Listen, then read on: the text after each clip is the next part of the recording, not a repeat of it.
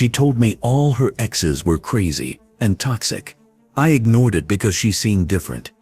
6 months later, I discovered I was just the newest character in the same old story she'd been telling for years. Are you overlooking these subtle red flags in women? Like dashboard warning lights, these signs flash bright and clear, but only if you know what to look for. Today I'm breaking down 6 dangerous patterns that predict relationship disaster: blame shifting, emotional manipulation, boundary violations, information control, isolation tactics, and perpetual victimhood. High-value men spot these immediately and protect their peace. Keep watching to learn how these warning signals can save you from becoming another cautionary tale in someone's relationship history. The blame game.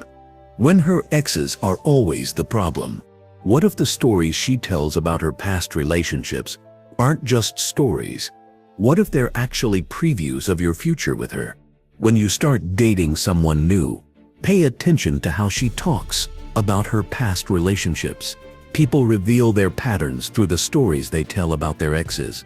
These narratives contain valuable clues about how they view relationships, handle conflicts, and process emotions. There's a big difference between normal relationship complaints and the red flag of never taking responsibility.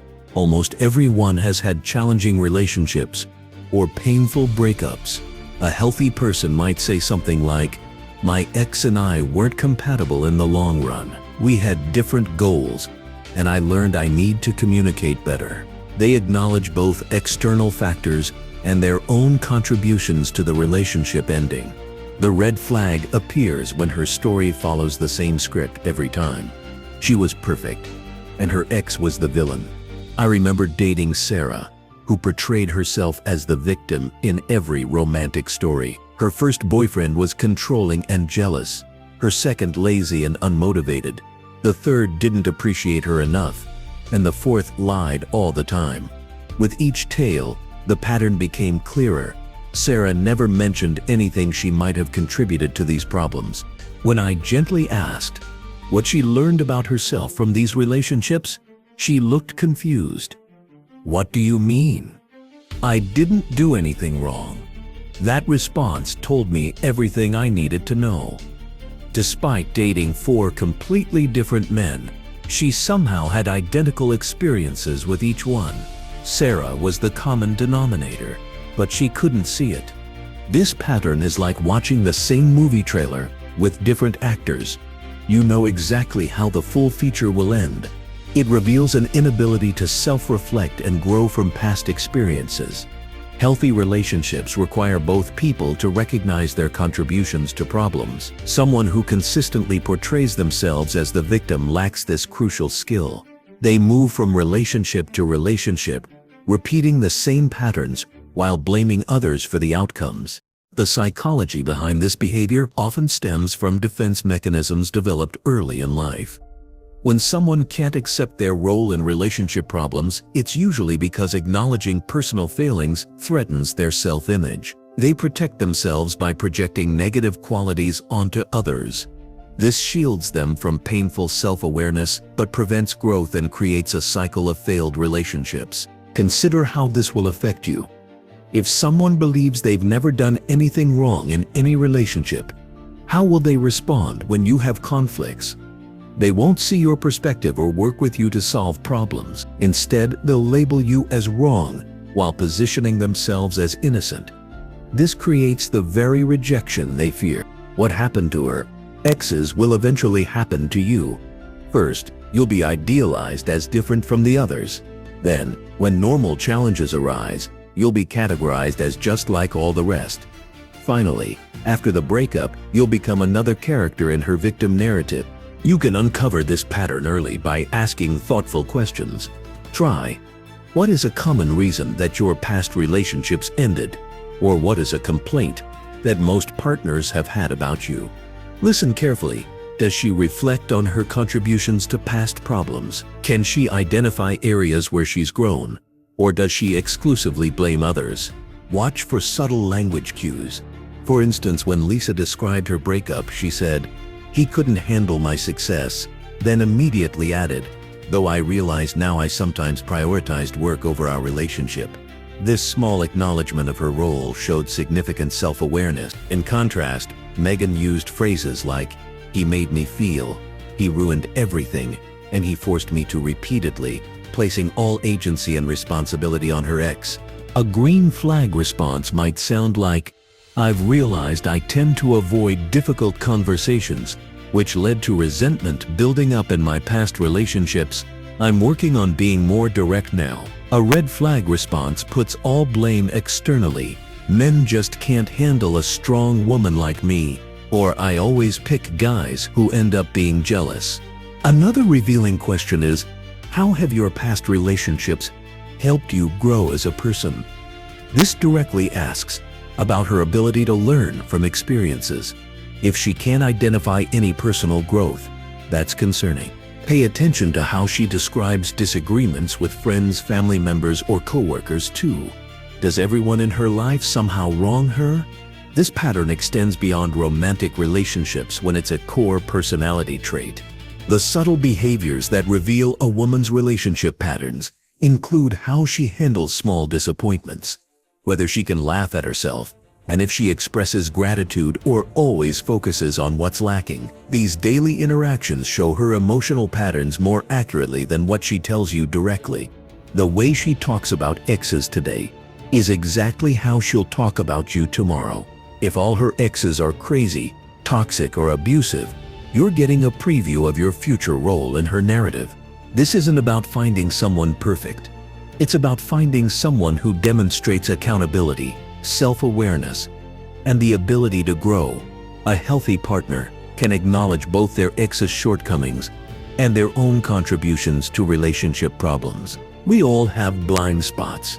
The difference is whether someone shows capacity for self-reflection.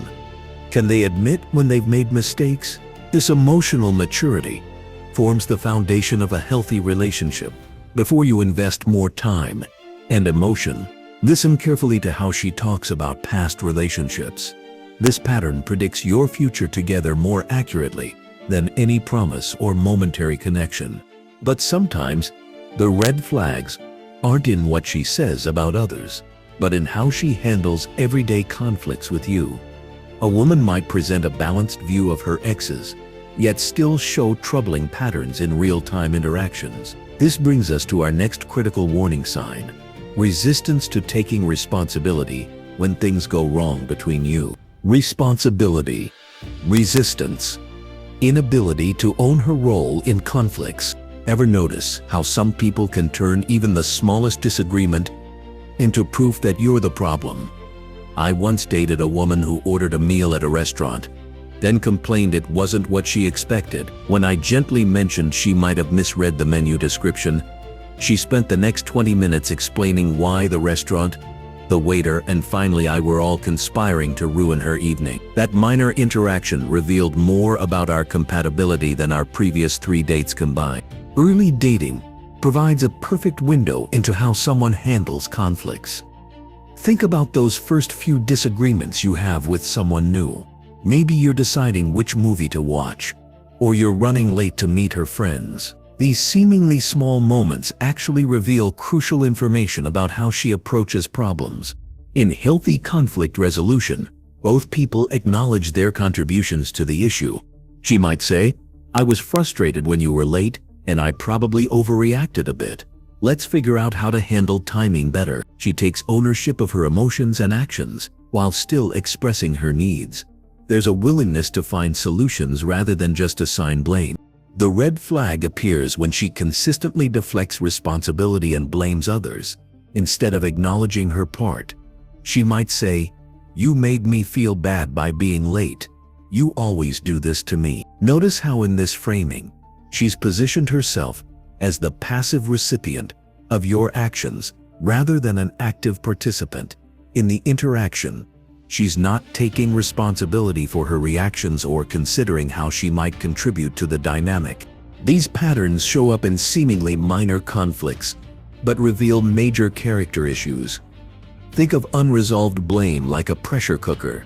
Each small incident, where responsibility is deflected, adds more steam until eventually the whole relationship explodes over something trivial. I remember a date where I accidentally spilled water on the table. My date immediately tensed up and said, "You need to be more careful. Now everyone is looking at us." When I looked around, no one was paying any attention. Her response revealed how she would handle larger issues with criticism and blame, rather than grace and teamwork. This behavior rarely exists in isolation. How she handles conflicts in other areas of her life tells you how she'll eventually handle conflicts with you. Watch how she talks about workplace disagreements. Does her boss always misunderstand her? Are her co-workers always undercutting her? These patterns with colleagues today become patterns with you tomorrow. One of the most revealing contexts is how she interacts with service workers. When the coffee order is wrong or the food takes too long, does she treat the server with respect or immediately become demanding? I once watched a date snap her fingers at a waiter who was clearly managing multiple tables during a rush. When I commented on it later, she said, "That's what they're paid for. I shouldn't have to wait." This interaction told me everything about how she would treat me when I inevitably failed to meet her expectations. Family relationships also reveal these patterns. How does she talk about conflicts with her parents or siblings? Does she acknowledge the complexity of family dynamics and her role in them? Or does she cast herself as the perennial victim of unreasonable family members? These stories contain valuable information about her conflict resolution style. Our approach to handling disagreements often stems from childhood experiences. If she grew up in a home where taking responsibility was modeled, she likely developed healthy conflict resolution skills. If blame and deflection were the norm, she probably absorbed those patterns. This doesn't mean people can't change. They absolutely can, but change requires awareness and effort. When someone consistently avoids taking responsibility for their role in conflicts, it often connects to deeper fears. Admitting mistakes might have been dangerous or shameful in their formative relationships. Their defensive reactions aren't necessarily about the current situation, but about protecting themselves from feelings of inadequacy or rejection they experienced earlier in life. You can gain valuable insights by watching how she handles conflicts with others before they involve you directly. Does she gossip extensively about others' flaws while presenting herself as blameless? Does she hold grudges over minor offenses? These behaviors predict how she'll treat you when the honeymoon phase ends. Several questions can reveal her conflict patterns early in dating. Ask her about a time when a disagreement led to growth in a relationship. A healthy response includes what she learned and how she changed her approach. A red flag response focuses entirely on how the other person was wrong or needed to change. Another revealing question is, how do you prefer to handle it when someone disappoints you? Listen for whether her answer includes direct communication and mutual problem solving, or if it's centered on the other person making amends while she remains passive. The ultimate test is simple. Watch how she handles small conflicts now. Does she own her part or immediately blame others? When plans change unexpectedly, does she adapt with grace or make you feel guilty? When you express a concern, does she listen and respond thoughtfully or become defensive and counterattack? A woman who can say "I messed up" or "I overreacted" shows emotional maturity.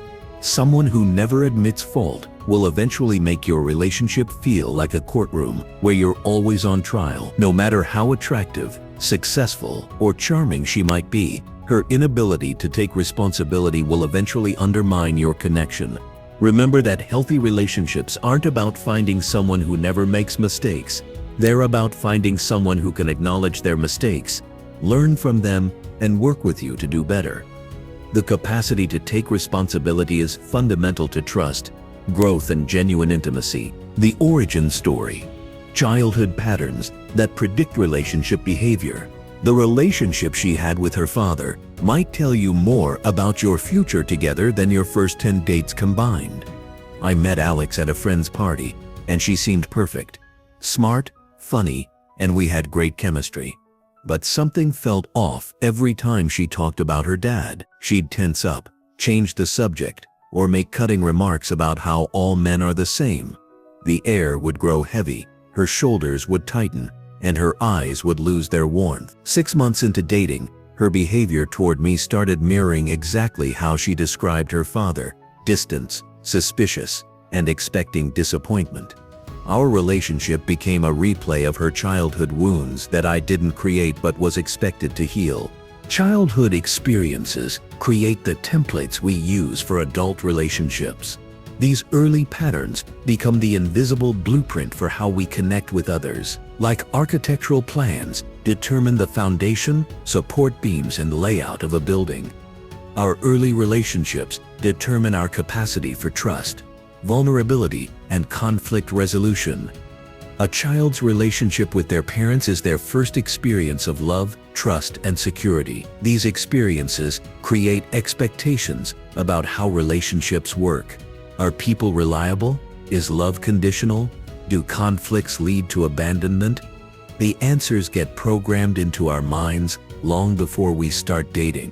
A healthy childhood foundation includes parents who were consistently present, emotionally responsive, and set appropriate boundaries. Children from these homes learn that they're worthy of love, that their needs matter, and that relationships can be safe and supportive. They develop what psychologists call secure attachment, the ability to form close bonds while maintaining a healthy sense of self. When dating someone with secure attachment, you'll notice they can express needs clearly, handle conflicts without extreme reactions, and aren't constantly worried about abandonment.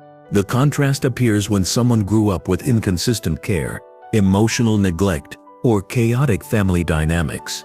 These experiences create insecure attachment patterns that show up predictably in adult relationships. The woman who texts you constantly and becomes anxious when you don't respond might have had parents who were inconsistently available. Her nervous system learned to stay on high alert for signs of abandonment. The woman who keeps you at arm's length and struggles with vulnerability might have had parents who rejected emotional expression.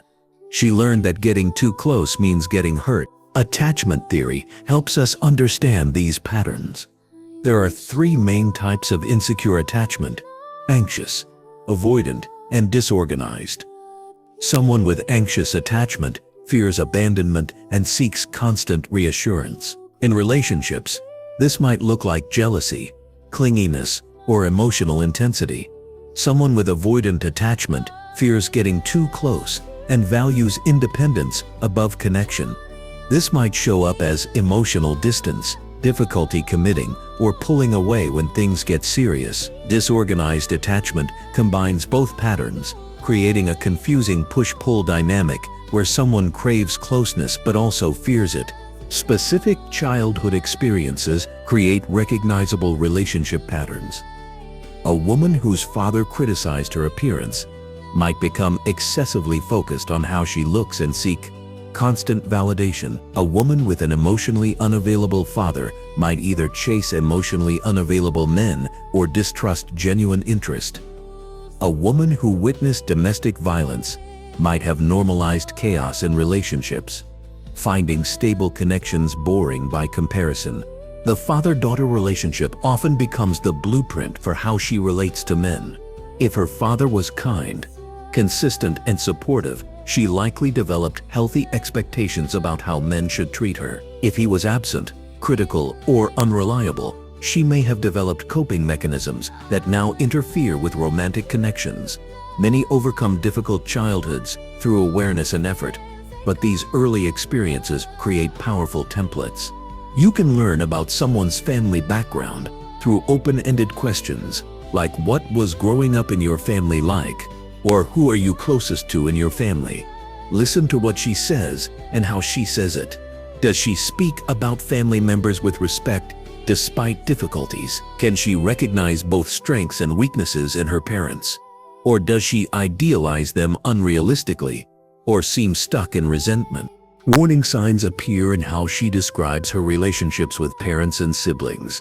If she describes her father as perfect, she might have unrealistic expectations of men. If she speaks about him with unresolved anger, those feelings might eventually transfer to you. If she dismisses the importance of family relationships, she may lack self-awareness about her patterns. Notice if she takes responsibility for her part in family conflicts or exclusively blames others.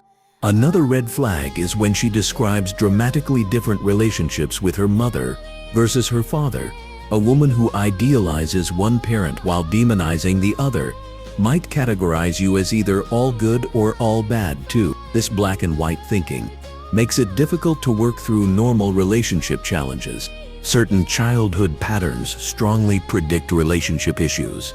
Boundary violations in childhood often lead to either poor or rigid boundaries in adulthood. Emotional neglect can create difficulty identifying and expressing feelings. Witnessing unhealthy conflict resolution provides no model for working through disagreements. Growing up with family addiction or mental illness can normalize chaos or create a rescuer mentality. Understanding her relationship with her father provides insight into how she might relate to you. If she felt secure and valued by him, she likely approaches romantic relationships with healthy expectations. If that relationship involved disappointment or abandonment, she might unconsciously recreate those dynamics.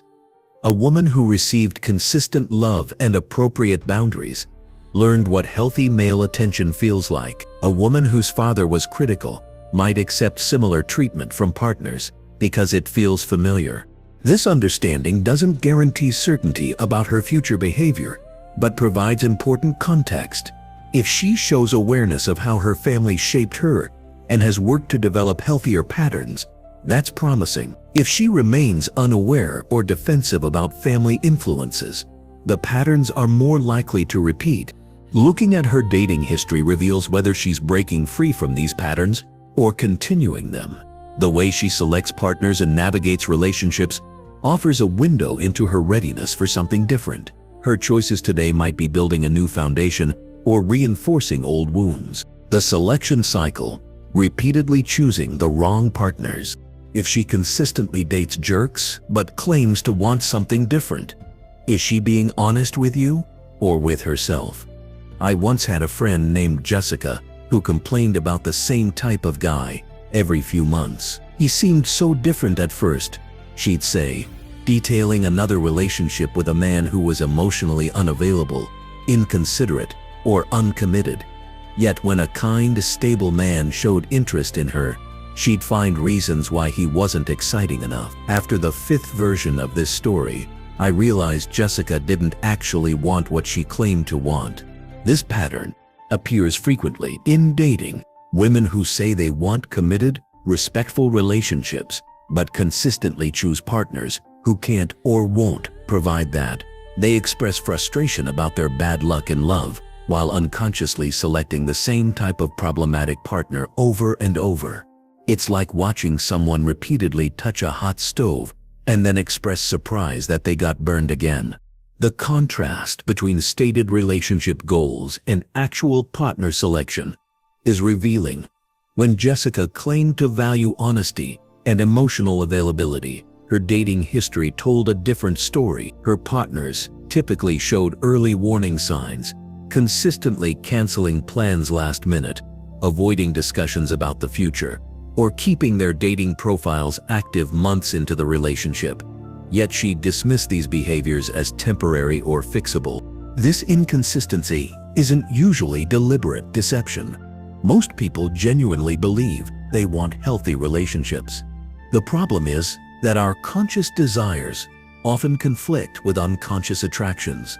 On a conscious level, a woman might want security and commitment, but unconsciously, she might be drawn to the familiar feelings of uncertainty and emotional intensity she experienced in childhood. If she grew up with unreliable caregivers, the anxiety of not knowing where she stands might feel more normal than steadiness. According to attachment theory researcher Dr. Amir Levine, about 50% of people have insecure attachment styles that can lead them to repeatedly seek familiar but ultimately unfulfilling relationship dynamics. The psychology behind choosing incompatible partners often stems from these unresolved attachment issues. We're drawn to what feels familiar, even when familiar doesn't feel good. A woman who grew up with an emotionally unavailable father might seek that same dynamic, because it's a pattern her brain recognizes, attempting to resolve old wounds by recreating the situation with hopes for a different outcome. Another factor is misinterpreting emotional intensity as love. Many women mistake anxiety for attraction, confusing the physical symptoms of stress with genuine connection. They become addicted to the highs and lows rather than recognizing the quiet strength of consistent care. It's like choosing to live in a beautiful but structurally unsound house while rejecting a solid, well-built home as boring. You need to determine if you're truly her type or just a temporary deviation from her pattern. Several questions can help reveal this. Ask about her dating history, not just the facts but the patterns. What similarities have you noticed in your past relationships? Listen for self-awareness about repeated choices. If she can identify patterns like "I tend to choose men who need fixing," that shows awareness of her selection cycle. Another revealing question is, what ended your last few relationships? The answer tells you both what didn't work and what she's likely to repeat. If her relationships consistently end because partners suddenly became emotionally distant or commitment phobic, yet she can't recognize she was selecting for these traits from the beginning, she's caught in a pattern she hasn't addressed. Some women successfully break this cycle, while others perpetuate it indefinitely. The difference comes down to self-awareness and deliberate choice. I know a woman who recognized she kept choosing emotionally unavailable men because of her relationship with her father. She worked with a therapist, became more conscious of her attraction patterns, and deliberately chose to date men who showed consistent interest and emotional availability. Even when those relationships felt boring at first, she gave them a chance to develop. Eventually, her brain rewired to recognize healthy connection as attractive rather than anxiety-producing. How can you determine if you're part of a genuine change or just the next mistake in her pattern? First, notice where you fit in relation to her previous partners. If you're substantially different in character and behavior, that could indicate she's genuinely changing, or that she's temporarily trying something new out of frustration. The key is whether she values the differences or seems to be trying to change you to fit her familiar pattern. Second, watch how she responds to healthy relationship behaviors. If you're reliable, communicative, and emotionally available, does she seem comfortable and appreciative? Or does she create drama or seem disinterested? Sometimes women who are used to chaotic relationships will unconsciously sabotage healthy ones because the stability feels threatening or unfamiliar. Third, pay attention to her friends' reactions. Do they express surprise that she's with someone like you? Comments like "you're so different from her usual type" might indicate you're breaking her pattern in a positive way. To avoid becoming the next mistake in someone's pattern, look for evidence that she's done work to understand her selection cycle. Has she taken time between relationships to reflect? Can she articulate specific qualities she now recognizes as red flags? Without this level of self-awareness and intentional change, even the strongest attraction is likely to follow her established pattern of choosing partners who maintain the familiar emotional landscape of her past. Fantasy versus reality. Unrealistic relationship expectations. When her relationship expectations come from romance novels and Instagram rather than reality, you're setting yourself up for failure. I once dated a woman who spent hours each day scrolling through relationship posts on social media. She'd show me pictures of elaborate surprise dates, expensive gifts, and perfectly staged couple photos, saying, "This is what real love looks like." 6 months in, she told me our relationship wasn't magical enough, despite our genuine connection, mutual respect, and compatibility in value. Her benchmark for a successful relationship wasn't based on substance, but on performances designed for social media approval. Today's relationship expectations are shaped by powerful forces that distort reality. Social media showcases highlight reels without the mundane moments that build real connection. Movies compress years of relationship development into storylines that end when couples unite. never showing the work required afterward. Dating apps create the illusion of endless options, making it harder to value the person in front of you. Realistic relationship expectations. Acknowledge that relationships require mutual effort, include conflicts needing resolution, and involve compromise. They recognize that love is a choice and an action, not merely a consistent feeling. Fantasy-based expectations assume relationships should feel effortless, passion should never diminish, and finding the one means never having to change or work through disagreements. Real love often manifests in ordinary moments, making soup when your partner is sick, listening after they've had a difficult day, or simply sharing comfortable silence. Hookup culture has complicated this picture by creating inflated perceptions of dating market value. A woman receiving attention from high-status men in casual settings might develop an unrealistic sense of her options for commitment. The distinction between men interested in casual encounters versus commitment often gets blurred. I've known women who regularly matched with conventionally successful men on dating apps, but couldn't understand why these same men weren't interested in serious relationships. This creates a mismatch between partners. Someone can attract for casual encounters versus committed relationships. When someone bases their worth on attention from people not offering commitment, they develop unreasonable expectations about what they deserve without considering what they're offering. Unrealistic expectations frequently center around emotional labor, financial provision, and conflict.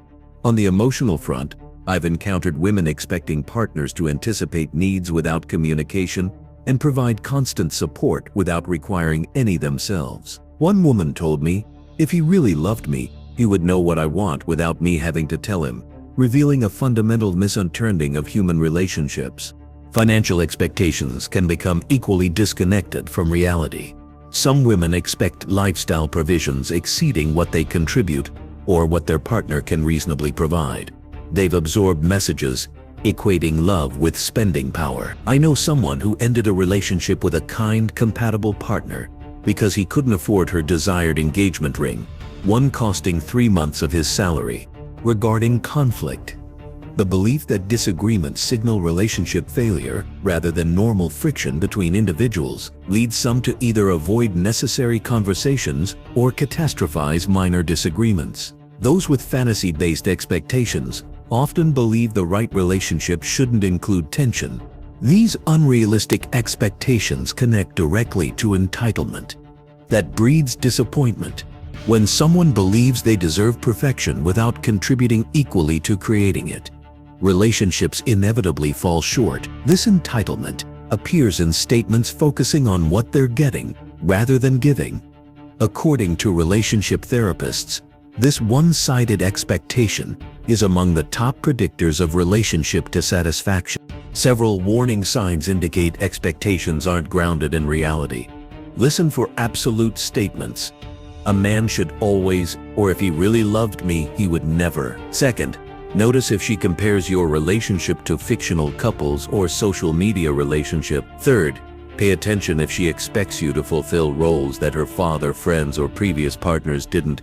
She may be looking for someone to compensate for other relationship gaps. Her reaction to normal challenges provides another indicator. Does she view conflicts as evidence? Something is fundamentally wrong rather than opportunities for understanding. Does she expect you to make all adjustments while remaining unchanged? These responses suggest fantasy-based expectations. How she discusses friends' relationships reveals much. Does she focus on external markers like expensive dates and gifts, or on foundational elements like mutual respect and shared values? Her assessment of others' relationships provides insight into what she values. The key distinction between high standards and unrealistic expectations is whether her standards reflect values she embodies herself. High standards come from self-worth and personal integrity. Someone with high standards expects respect because they offer respect. They expect honesty because they practice honesty. They expect effort because they give effort. Unrealistic expectations demand what she isn't willing to give. They involve double standards, where her behavior is justified, while the same actions from you are problematic. I dated someone who expected complete transparency about my whereabouts, but became defensive when I asked about hers, saying I was too controlling. This asymmetry reveals expectations disconnected from reciprocity. Another distinction is whether her expectations account for human imperfection. High standards allow room for growth, occasional mistakes, and the learning curve of building a relationship. Unrealistic expectations demand perfection. Consider asking direct questions about her relationship expectations. What do you think makes a relationship successful? Listen for balance between what she expects to receive and contribute. Her response when you don't meet an expectation is equally revealing. Does she communicate disappointment respectfully, recognizing your perspective, or does she react with disproportionate emotion? Her reaction reveals whether her expectations allow for your humanity. These expectations often extend to financial matters, creating another area where fantasy collides with reality. When financial expectations become disconnected from mutual contribution and shared goals, the relationship foundation shifts from partnership to transaction. Financial red flags, from gold digging to financial irresponsibility. Is she interested in building a future with you, or just accessing the lifestyle your wallet can provide? I went on 3 dates with a woman who asked detailed questions about my income, my car and my apartment before I even knew her middle name. When I suggested a casual coffee date for our 4th meeting, she said she'd rather wait until I could take her somewhere nice again. I never called her back. Financial compatibility matters in relationships. Money consistently ranks among the top reasons couples argue and separate. Financial red flags range from obvious gold digging to subtler forms of incompatibility that damage relationships over time. On one end of this spectrum are women genuinely seeking equal partnership. They view relationships as a team effort where both people contribute based on their abilities and circumstance. They have their own financial goals, take responsibility for their own needs, and look for someone with similar values about money. They may hope for a partner who is financially stable, but they don't expect to be rescued from their own financial problems. On the other end are women seeking primarily financial rescue. They view relationships as a means to upgrade their lifestyle without earning it themselves. Instead of building with you, they want access to what you've already built. Their interest in you rises and falls with your spending or status symbols rather than with your character or connection. We must distinguish between gold digging and having reasonable financial standards. A woman with healthy financial expectations might want someone at her level or slightly better, but doesn't expect financial rescue. As one relationship expert notes, a woman seeking a serious long-term relationship is also looking for someone who can provide for her. This reflects a desire for stability, not exploitation. The difference lies in contribution and attitude. A gold digger shows a lack of contribution and a reliance on a man to solve all her financial problems, sometimes even paying her parents' bills, demonstrating a complete dependence on her partner. In contrast, a woman seeking a genuine partnership will bring something to the table and not expect to be financially rescued. Several early dating behaviors reveal problematic expectations. Watch for disproportionate interest in your career, income, or possessions. While some financial questions are normal, there's a difference between general interest and assessment of your financial value. I had a first date where a woman asked what neighborhood I lived in, then immediately commented on the average home prices there. The conversation felt more like a financial assessment than getting to know each other. Another warning sign is escalation of spending expectations. Does she suggest increasingly expensive restaurants or gifts? Does she express disappointment with modest options? This pattern shows an expectation that you'll fund her lifestyle regardless of your preferences. Observe how she responds when you don't pay. A woman with healthy financial attitudes might occasionally treat you, offer to split costs, or suggest free activities. Someone with problematic expectations becomes noticeably less interested when you're not spending money on her. Her personal financial habits reveal your potential future. Does she live beyond her means? Is she constantly in financial crisis?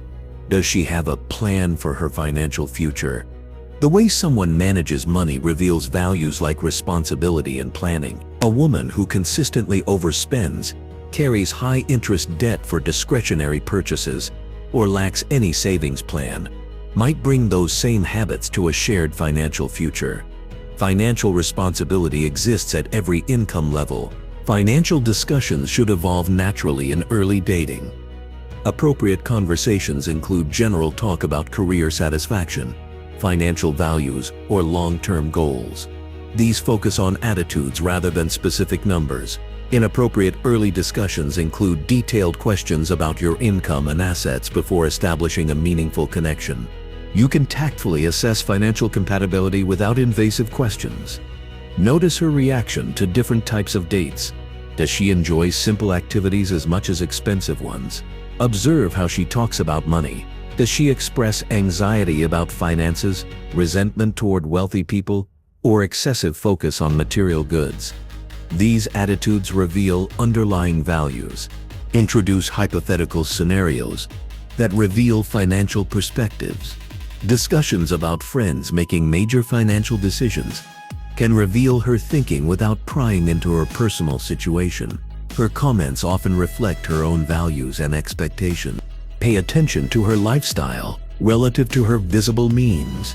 If her lifestyle significantly exceeds what her career could support, it raises questions about sustainability. Is she accumulating debt to maintain appearances? Is she receiving substantial support from family or previous partners? These patterns might continue in a relationship with you. A partner with healthy financial expectations wants someone at her level or better, but doesn't expect financial rescue. She wants to know you're financially stable because she's looking for a partner, not a dependent.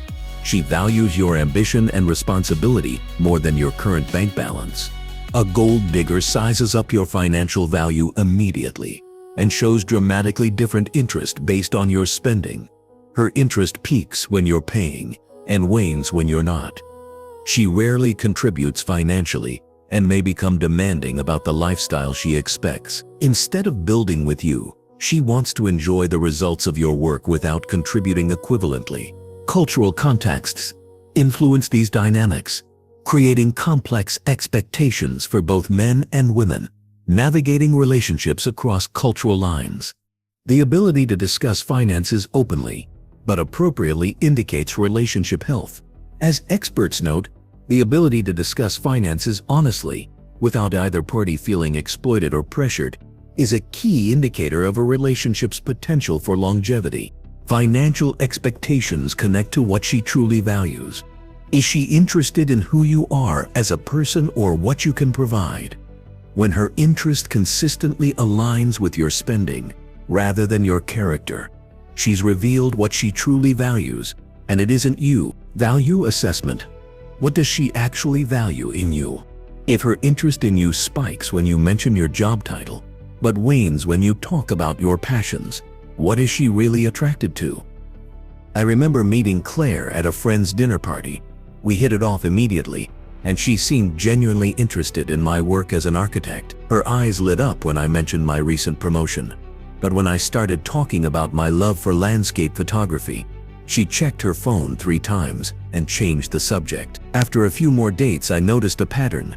She was enthusiastic about aspects of my life that conferred status or financial stability, but disengaged when I shared the things that actually made me who I am. Determining what a woman truly values in a relationship requires looking beyond her words to her consistent behaviors. People often say they value character, kindness, and compatibility, but their actions reveal different priorities. The challenge is separating genuine appreciation from strategic interest, especially in early dating, when everyone puts their best foot forward. When someone values you genuinely, they show curiosity about your thoughts, feelings, experiences, and passions, even the ones that don't benefit them directly. They remain interested in conversations that reveal your character rather than your resources. Their affection doesn't fluctuate based on what you've done for them lately. Conversely, when someone values primarily what you provide, their interest follows a predictable pattern. High engagement when discussing your career, finances, or status markers. Noticeably less enthusiasm when talking about your personal growth, family relationships, or non-impressive hobbies. Think of it like a mirror versus a display case. Genuine interest reflects who you truly are, while transactional interest only showcases what appears valuable to others. To identify her authentic interest, intentionally vary your conversation topics. Talk about your goals, fears, childhood memories, and personal values. Watch her engagement level. Does she ask follow-up questions that deepen the conversation, or does she steer things back to surface-level topics? Notice when her interest peaks and wanes. Is she most engaged when discussing career achievements, making plans that involve spending money, or when connecting on a personal level? Several techniques can help determine what aspects of you generate authentic enthusiasm. Plan dates that don't involve spending much money, but create opportunities for genuine connection. A hike, a free community event, or cooking dinner together. Someone primarily interested in what you provide might suddenly have schedule conflicts for these activities. Share something you're passionate about that has nothing to do with status or income. A genuine partner will appreciate seeing your enthusiasm, even if they don't share the interest. They might say, "I love how excited you get when you talk about astronomy," showing they value your authentic self. Mention a setback or challenge you're facing. Those with authentic interest will show concern for your well-being and offer support. Those with exploitative interest might disengage when you're not projecting success and abundance. The distinction between healthy appreciation and exploitation lies in balance and reciprocity. Healthy appreciation acknowledges what you provide without making it the centerpiece of the relationship. There's gratitude without entitlement. Exploitative interest focuses predominantly on what can be gained from you, with little regard for the cost to you or the relationship's health. Consider these contrasting examples. My friend David works as a teacher, not a particularly high-status profession. His wife fell in love with him because of his patience, devotion to helping others, and playful spirit. She consistently supports his career choices even when they've meant financial sacrifices, because she values who he is more than what he provides. By contrast, another friend dated a woman who regularly compared him to her friends' higher-earning boyfriends. She was affectionate after he bought expensive gifts, but distant when he suggested affordable dates. The relationship ended when he lost his job and discovered her interest ended with his ability to maintain the lifestyle she expected. Several revealing questions can uncover a woman's true values early in dating. Ask her, what qualities do you most appreciate in the important people in your life? Her answer reveals what she genuinely values in others. If she mentions character traits like loyalty, kindness, or integrity, that's a positive sign. If she focuses on what people do for her or how they make her look to others, that's concerning. Another telling question is, what are you most proud of in your life so far? This reveals what she values in herself, which often reflects what she'll value in you. Someone who takes pride in overcoming challenges, building meaningful relationships, or personal growth likely has healthy relationship values. Ask, what would you still appreciate about me if my external circumstances changed? Frame this conversationally. If I decided to change careers to something less prestigious but more personally fulfilling, how would you feel about that? Her response shows whether she values your core self or your current package of status and resources.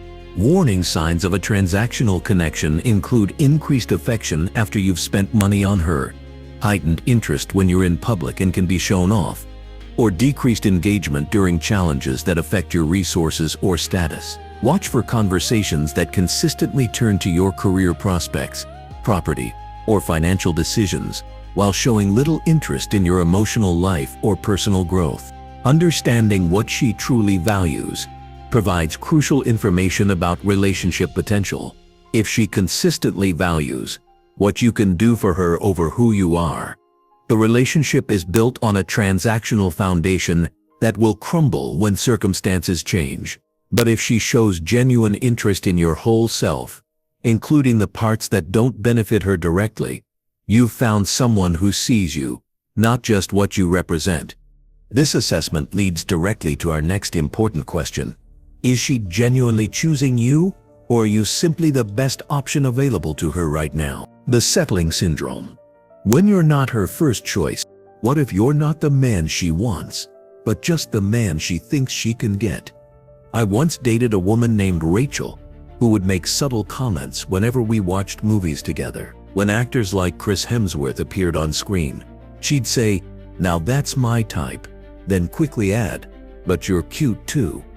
At restaurants, she'd notice other couples and whisper, "Her boyfriend is so handsome," with a tone that implied comparison. These moments weren't direct criticisms, but they revealed something important. In her mind, I wasn't her ideal choice. Settling in relationships happens when someone chooses a partner because they believe this person is the best they can realistically attract. This creates a foundation of resentment and comparison that damages both people. The person who settled feels perpetually dissatisfied, while their partner endures the cold ache of being a compromise rather than a preference. That sinking feeling in your stomach when you catch her eyes lingering on someone else a moment too long. The contrast between being genuinely desired and being a compromised choice is stark. When someone truly chooses you, they see your specific qualities as exactly what they want. Their attraction feels focused and personal. They notice details about you that others might miss and appreciate aspects of your personality that make you uniquely you. Their enthusiasm remains steady even when conventionally better options are present. When someone has settled for you, their interest feels contingent and comparative. They might be physically intimate or say affirming words, but something feels hollow about their engagement. Their compliments include qualifiers. You're smart for someone who didn't go to college, or you look good for your height. They assess your value relative to others rather than appreciating you for who you are. Women who have settled show signs of dissatisfaction. They reference exes with qualities you lack, describing these traits with particular enthusiasm. "My ex always knew exactly what to order at restaurants," or "James could always make everyone laugh at parties." They focus on your potential rather than your current self, making suggestions about improving your appearance, career, or social status. Have you thought about trying that workout program my friend's husband does? They compare you to their friends' partners. Lisa's boyfriend surprised her with concert tickets last weekend. That was so thoughtful.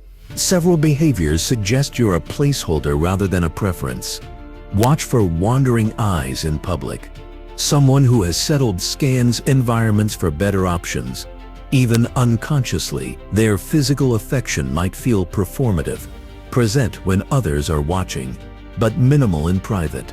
They introduce you with qualifications. "This is John. He's an accountant," rather than expressing genuine pride in your connection. Their social media behavior offers clues. They rarely post pictures of you together, or when they do, the captions focus on the activity rather than your relationship. "Great dinner at Bistro Romano" instead of "evening with my amazing boyfriend." They readily accept attention from others online while in a relationship with you. These patterns show they're keeping their options visibly open. Past hookup experiences create distorted expectations about attainable partners. The modern dating culture enables women to casually connect with men who may be above their relationship market value. These experiences can create unrealistic benchmarks that make compatible, available partners seem disappointing by comparison. There's a distinct difference between what someone can attract for a hookup versus a committed relationship. Men who enjoy a casual night with a woman often have much higher standards for someone they'll introduce to friends and family. When women base their sense of deservedness on these casual encounters rather than reciprocal relationship interest, they may perpetually feel like they're settling for partners who actually match them in relationship value. I've known women who genuinely choose their partners versus those who settle. My friend Emma dated several conventionally successful men before meeting Mark, a middle school teacher with a modest income but exceptional character. Despite having options with higher earning potential, she chose Mark because his kindness, emotional intelligence, and shared values were exactly what she wanted. 5 years later, she still talks about him with the same enthusiasm she had when they first met. By contrast, another friend dated Tom for 3 years while regularly mentioning that he wasn't her physical type and lacked the ambition she admired. She stayed because she worried about her dating prospects at 35, but her underlying dissatisfaction eventually eroded the relationship from within. How can you determine your position in her hierarchy of options? Notice how she introduces you to important people in her life. Does she seem proud and excited, or does she emphasize your practical qualities rather than her feelings for you? Observe how she acts when more conventionally attractive or successful men are present. Someone who is settled might become noticeably more animated or attentive in these situations. Pay attention to the relationship milestones she's willing to establish with you. Someone who sees you as temporary might resist introducing you to family or making future plans. Look for inconsistencies between her stated preferences and her enthusiasm for you specifically. If she consistently expresses admiration for traits you don't possess while showing limited appreciation for your actual qualities, that's concerning. If her dating history shows a pattern of preferring a specific type that differs significantly from you, but she's suddenly changed her preferences when options became limited, that suggests compromise rather than authentic choice. Mature people often discover their actual preferences differ from what they thought they wanted. The key distinction lies in their enthusiasm. Someone who has genuinely evolved in what they value shows consistent appreciation for who you are. Someone who has settled shows periodic dissatisfaction and longing for different qualities. If you suspect someone has settled for you, have an honest conversation about attraction and preferences. Listen for authenticity in their responses. Someone who has genuinely chosen you will articulate specific things they appreciate about you that align with what they want in a partner. When she's looking for someone to solve all her problems rather than build something together, you're signing up for a role you can never successfully play. I was once involved with Megan, who seemed incredible at first, smart, funny, and passionate about life. But within weeks, a pattern emerged. She'd call me about problems at work, with her roommate, with her family, always positioning herself as helpless and me as the obvious solution.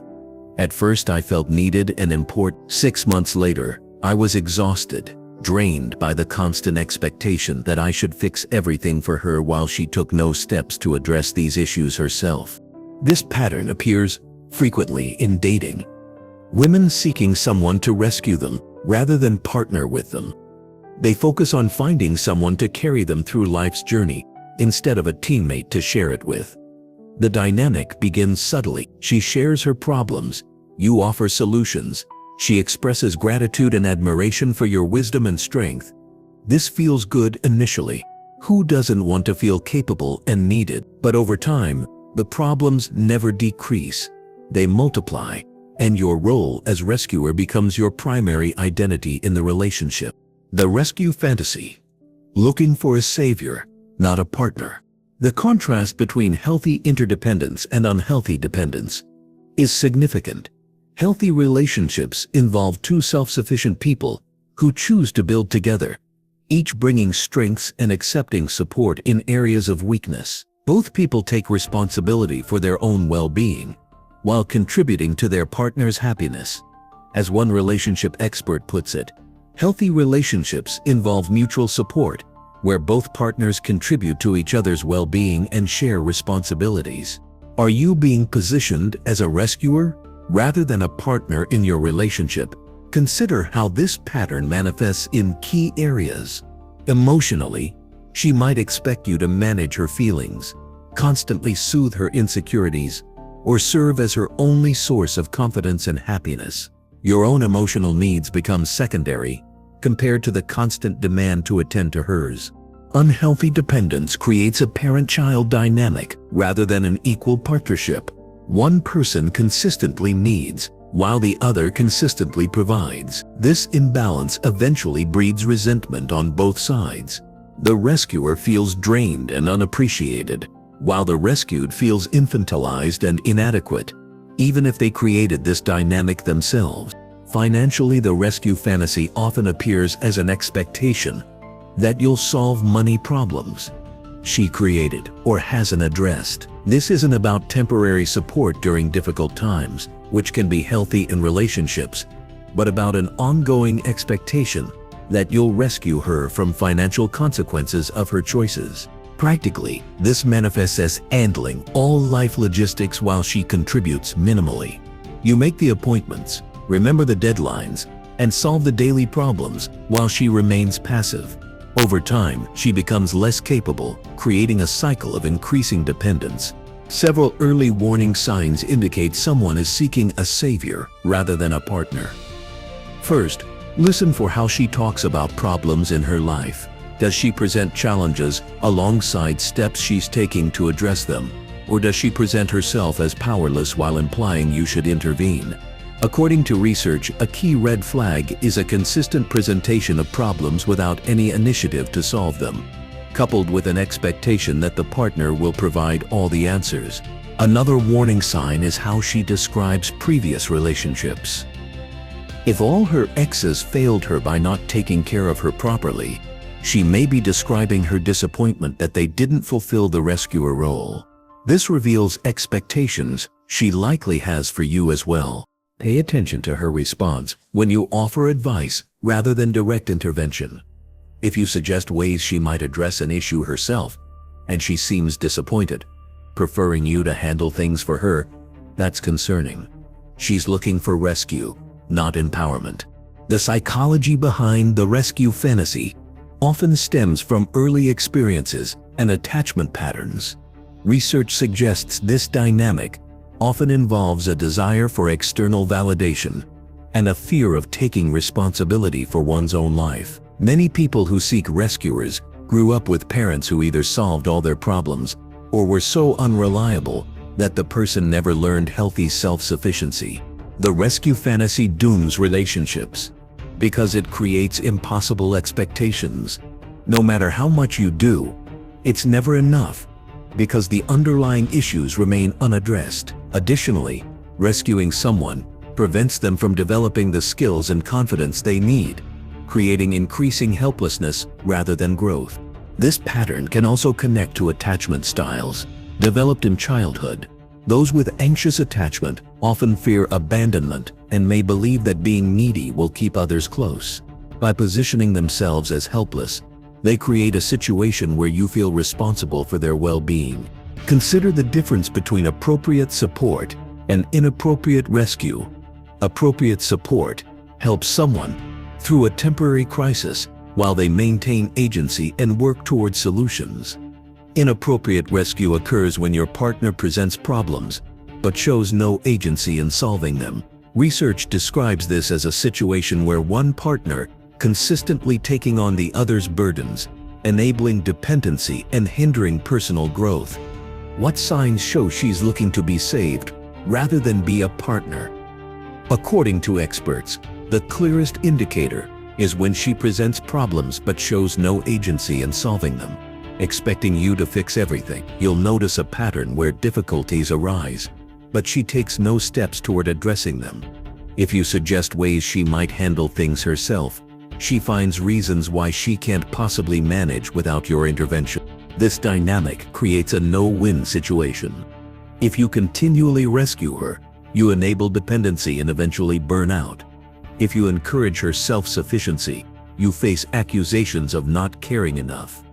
The relationship becomes defined by needs and obligations rather than mutual enjoyment and growth.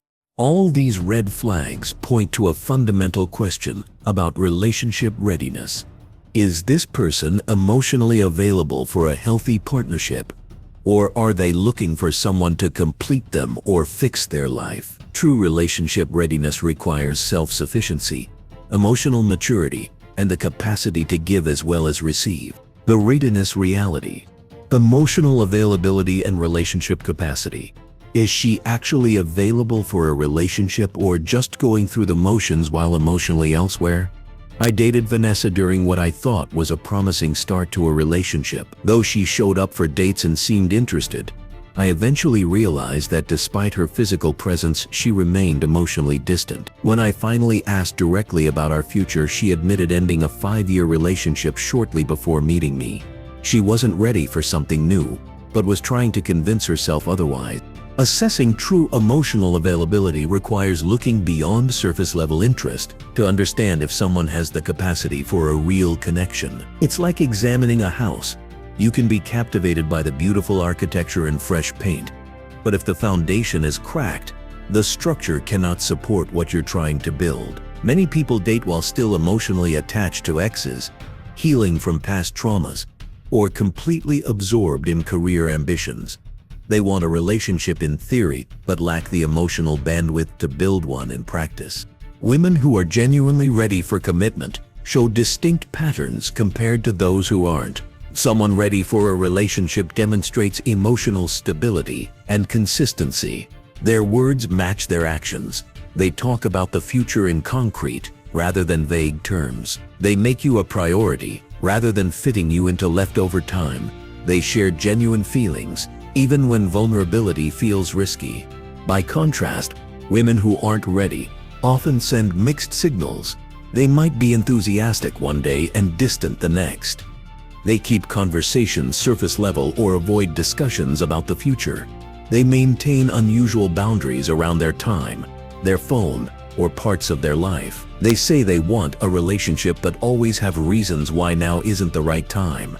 Several signs of emotional unavailability consistently predict relationship failure. Watch for reluctance to discuss past relationships beyond superficial details. When someone can't talk about what went wrong or what they learned, it often means they haven't processed those experiences. Notice if they change the subject when conversations move toward deeper feelings, or avoid discussing anything that creates vulnerability. Another warning sign is an inability to plan ahead. Someone who resists making plans more than a few days in advance or consistently cancels at the last minute may be keeping options open or avoiding growing closeness. Pay attention to how they handle minor disappointments or conflicts. Emotionally unavailable people often withdraw completely or become disproportionately angry when faced with normal relationship challenges. I once dated someone who texted constantly but always had excuses for why we couldn't increase our time together. She said she wanted more connection, but redirected conversations when they became personal. 6 weeks in, I realized I knew her favorite restaurants and TV shows, but nothing about her hopes, fears, or past. She was going through the motions without making herself emotionally available. By contrast, my friend started dating a woman who demonstrated genuine openness from the beginning. She asked thoughtful questions and remembered his answers. She shared meaningful stories that revealed her values and vulnerabilities. When they disagreed, she engaged rather than shutting down.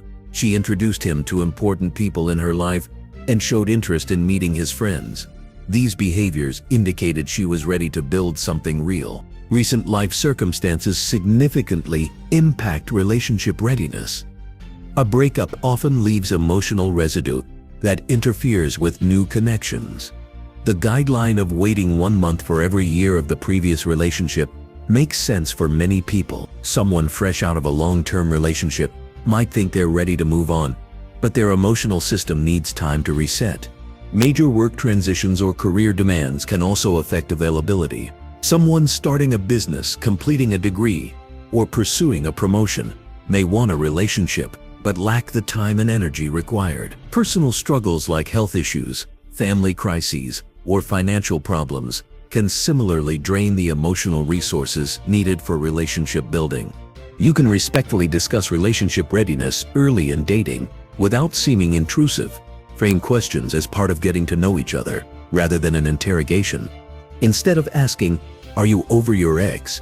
try, "What important lessons did you take from your past relationships?" Instead of, "Are you too busy for a relationship?" ask, "How do you typically balance your work life and personal life?" Pay attention to what they say and how they say it. Do they answer thoughtfully or give quick, deflective responses? Do they reciprocate with interest in your experiences or redirect the conversation? Their comfort level with these discussions reveals much about their emotional openness. Several questions can help assess availability during early dating. Where do you see yourself in 3 years? What patterns have you noticed in your previous relationships? How have your relationships helped you grow? What's most important to you in this season of life? And what are you looking for in dating right now? Listen to whether their answers include specifics or remain purposefully vague. The timing for these questions varies. Some fit naturally on first dates as part of getting to know each other. Others make more sense after establishing some connection. What matters is creating a conversational atmosphere where both people can share honestly without pressure. Remember that assessing emotional availability isn't about finding someone perfect. It's about finding someone conscious of their capacity and honest about where they stand. A person can have past wounds or current challenges and still be emotionally available if they're aware of these factors and actively managing them. These insights protect you from predictable relationship disasters. When you understand how to assess emotional availability, you avoid investing in connections with little potential for growth. The most painful relationships often aren't with openly unsuitable people, but with those who seem perfect yet lack the capacity for real connection. By recognizing the signs early, you can make informed choices about where to invest your heart. We've covered a lot about relationship red flags, but this isn't about judging women. It's about recognizing patterns that predict outcomes before you invest your heart. These patterns help you see potential problems clearly, rather than through the fog of attraction or hope. The highest form of self-respect is refusing to ignore warning signs your rational mind recognizes. Your self-worth becomes your lighthouse, guiding you safely past dangerous shores. Too often, we dismiss these signals, only to face familiar pain. The right partner confirms your value through consistent actions and words, creating security rather than doubt. What red flags have you learned to recognize in your relationships?